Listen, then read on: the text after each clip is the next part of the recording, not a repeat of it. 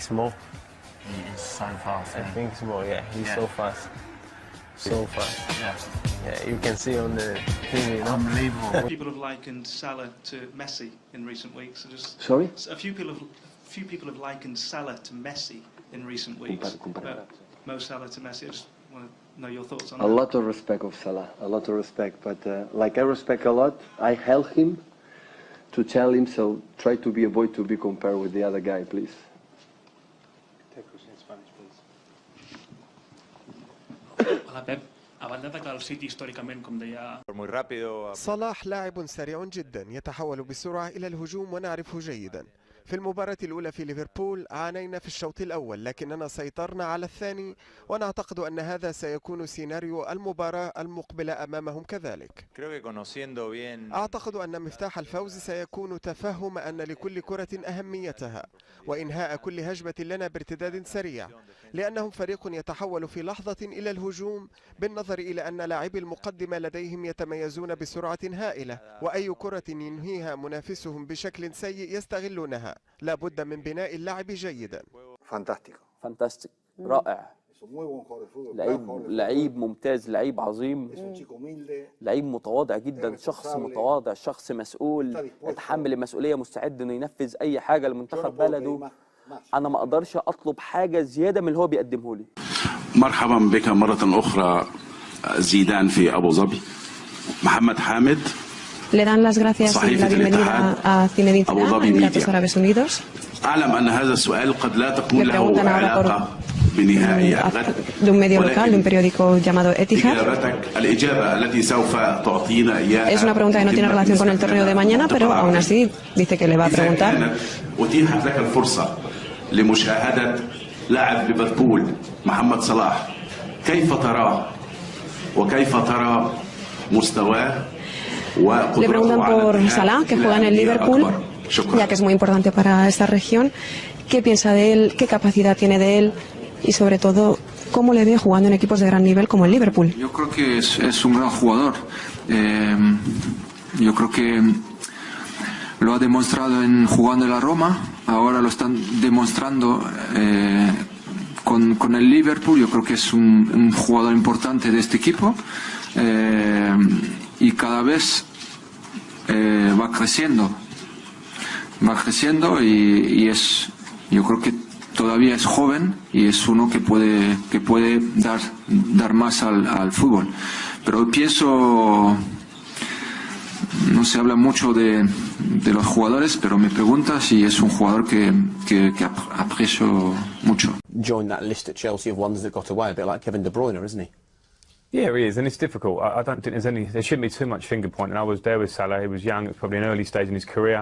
Didn't work for him. He went away and did well. De Bruyne had the same situation.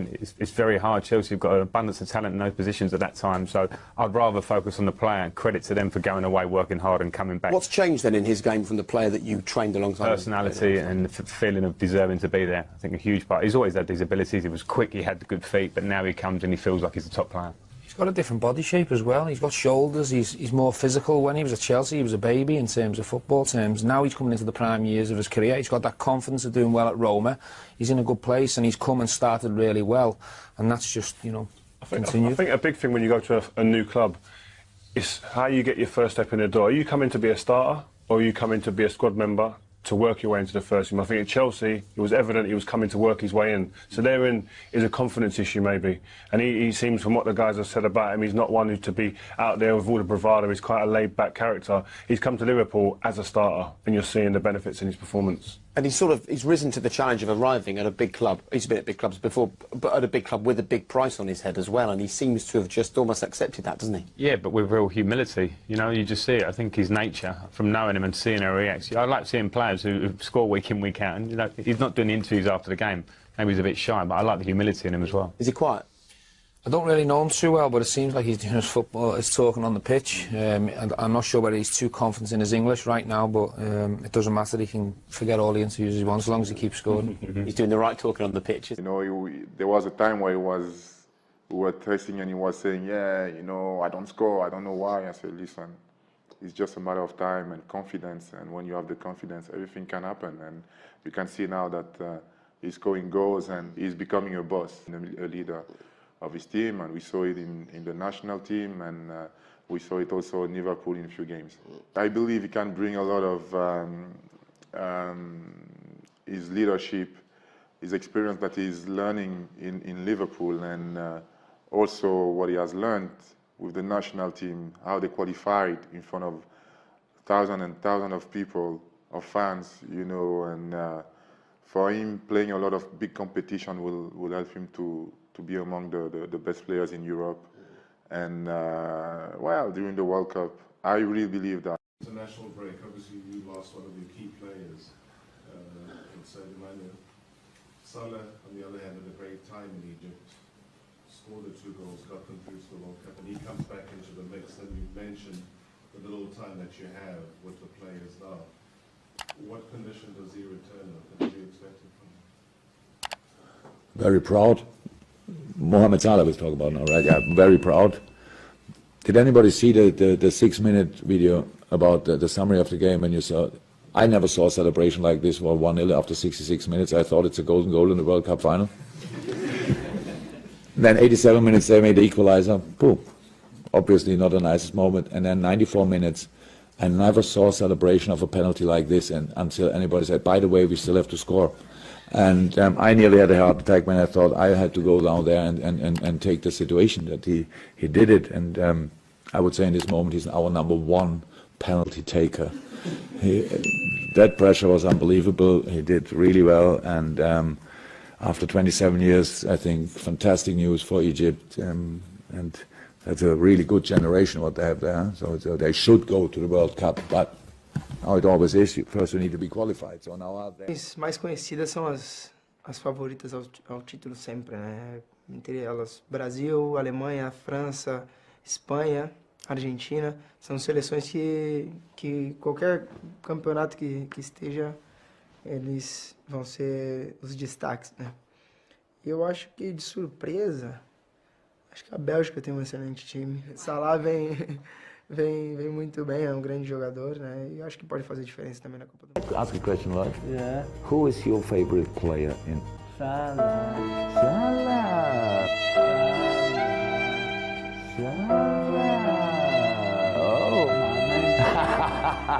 good choice. Good choice. Season that he's having, nobody really saw this coming. We've talked, in parts about him through as the season has gone on, and this is why the company that he's in terms of the Liverpool players who've scored 30 or more goals in a season, and now Mohamed Salah is on that list. Yeah, well, apart from you've got John Aldridge and Fernando Torres, and you're talking about doing it consistently, and that's where he's going to be judged.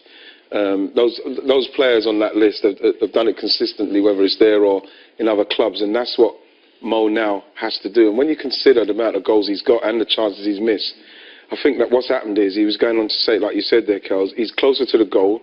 He's got a manager that, because he maybe missed a couple early on in the season, he stayed with him, and we've seen him score goals and take them so well, and we've seen him miss unbelievable chances as well. But the fact is, he knows now, as a forward, I'm going to be in this team. I will play, even if I miss chances, I'm still going to get to play and I'll get chances to score, and that's what he's done.